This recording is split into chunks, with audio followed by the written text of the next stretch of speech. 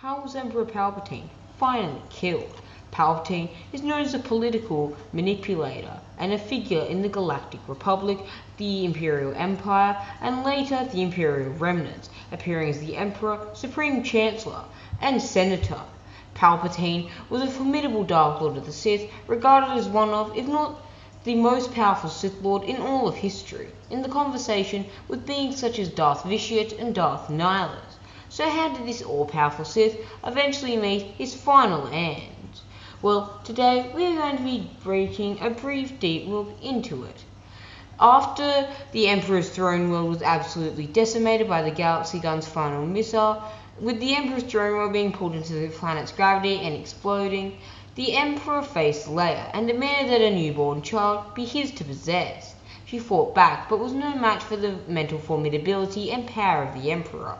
Before he could complete his plot, Luke Skywalker, the Grand Master of the Jedi Order, and two other Jedi, Rafe Jasana and Emperor J.S. Brand, arrived.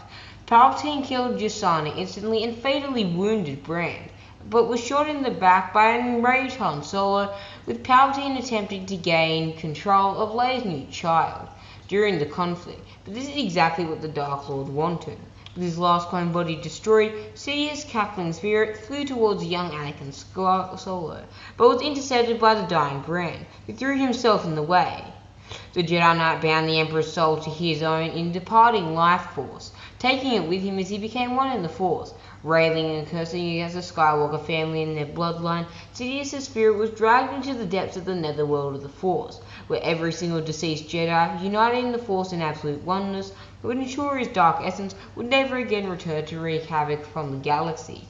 There, he would experience disembodiment in darkness, perpetual madness as if to always live with an open wound, terror without respite. With Brand's ultimate sacrifice, Darth Sidious, the most powerful Sith Lord since the days of Emperor Vitiate, was finally and permanently dead. Even though Emperor Palpatine may have departed from the mortal and physical corporeal world, even as a spirit, as it is impossible to escape from the netherworld of the Force, preventing his spirit from returning to the mortal plane, his legacy would endure long after his ultimate demise in 11 ABY. His entire reign as Dark Lord of the Sith led to the galaxy's ruin and the deaths of trillions. The loss of the Emperor did not stop the remnants of the Imperial Armada Empire from continuing the Galactic Civil War for almost another decade, with many dark-side users and warlords attempting to take over the position of Emperor, such as Jarek, Denson, Galakfia, Lord Hethier, and so on. Also, the Sith continued to preserve through several incarnations that were separate from Bane's ideology of rule of two. The New Order also managed to survive despite the Empire's defeat, even though it was largely amended to exclude many of Palpatine's tyrannical policies and ideals. There were even people who craved for yet another one of his returns. Some 19 years after the Battle of Endor, and more than a decade after the last of the clone bodies of Darth Sidious were destroyed, it seemed that he had arisen in another, and become the head of a coalition seeking to re-establish the Galactic Empire and make it the #1 powerhouse in the galaxy once again, plunging it back into Palpatine's tyrannical regime. The great leader of the Second Imperium was supposedly the Emperor reborn yet again, more powerful than ever. The Emperor's image was transmitted regularly to the Shadow Academy, although the Academy leader, Brackus, found it difficult to imagine and perceive how the Emperor had survived. He knew that with the Force, many things were possible.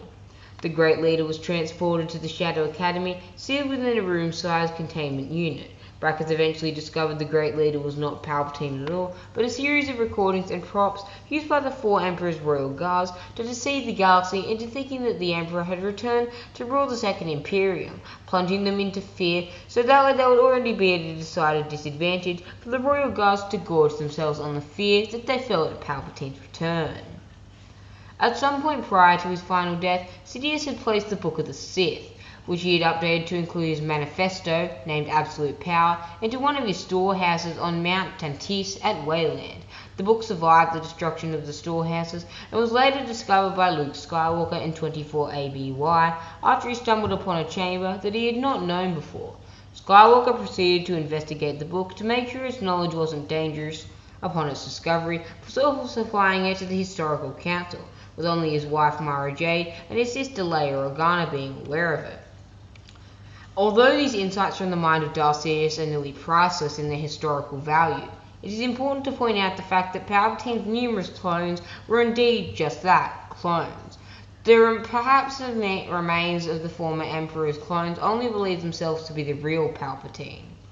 Sometime between his first death and his final death, Palpatine compiled his knowledge into the Telos holocron, acting as one of the holocron's gatekeepers and offering his knowledge to future aspiring Sith attempting to take over the galaxy.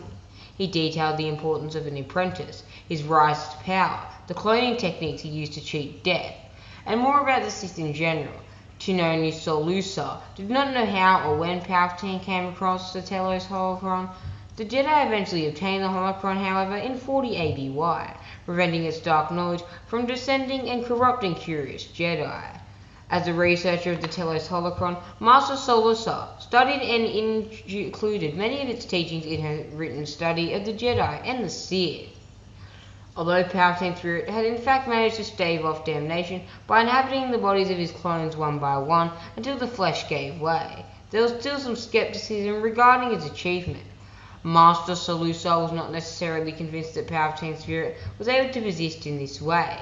The speculation led to believe that the fallen Emperor's clones merely believed themselves to be the real Palpatine, but they were ultimately just clones that possessed the memories and force potential of the Emperor. As such, Solusa viewed the clones not only as separate individuals from one another, but also from the genetic template as well of Darth Sidious.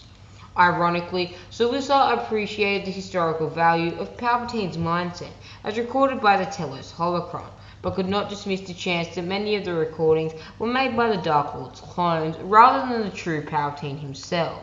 While Sulusa's belief was shared by the Jedi Master Mara Jade Skywalker, it was not shared by Grandmaster Luke Skywalker, who personally served the reborn Palpatine for a brief time after his resurgence.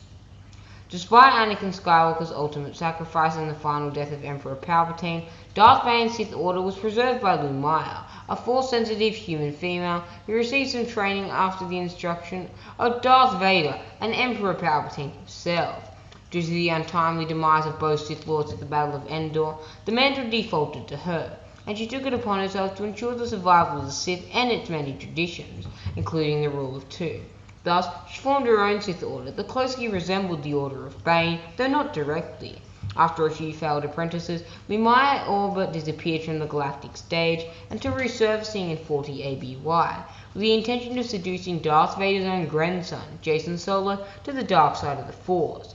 With a nigh unrivaled midichlorian count for his time of roughly 23,000 midichlorians per cell. Darth Kaidos, formerly known as Jacen Solo, would be the first great Sith Lord that was active since the time of Vader and Sidious at the time of the Battle of Endor. Though she was once fiercely loyal to Palpatine and Vader, Lumaya developed a strong sense of disdain for Palpatine and viewed Vader with pity. Regarding Palpatine, she informed a future apprentice Jacen Solo that Palpatine was a psychopath consumed with power, and that Vader had been a sandman, whose once anchor to the world of the living was, yes, a galaxy-conquering madman. Like Chinoni Solusa, Lumaya was skeptical about considering the Emperor's clones as the true Emperor himself. She even resented the clones and was not entirely convinced that she could be counted amongst the Sith. In her eyes, the clones never earned the knowledge and power of the Sith through struggle and sacrifice. They simply inherited the Sith legacy through memory imprints of their progenitor. Thus, Lumaya believed that the last true Sith were destroyed when the Emperor and Solo's grandfather died at the Battle of Endor.